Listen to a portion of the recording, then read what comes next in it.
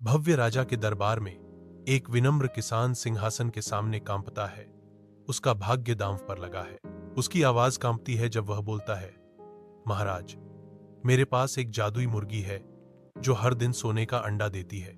राजा की आंखें लालच से चमकती हैं क्योंकि वह जवाब देता है, सचमुच मुझे वह मुर्गी तुरंत चाहिए।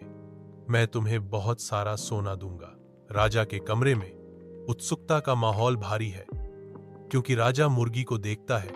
उसकी आंखें लालच से जल रही हैं। मुर्गी एक साधारण अंडा देती है जो राजा के सुनहरे सपनों को चकनाचूर कर देता है। राजा का चेहरा गुस्से से तमतमा जाता है। क्रोध फूट पड़ता है क्योंकि वह चिल्लाता है, यह क्या है? यह एक साधारण अंडा है। उस किसान ने मुझे धोखा दिया है। शाही दरबार में वापस राजा का बुलावा आने वाले फैसले के साथ गूंजता है जो किसान पर डर की छाया डालता है। तुमने मुझे धोखा दिया।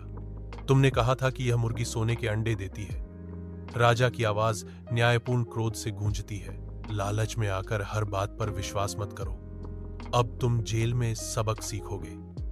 राजा ने घोषणा की, किसान की किस्मत पर मुहर लगाते हुए।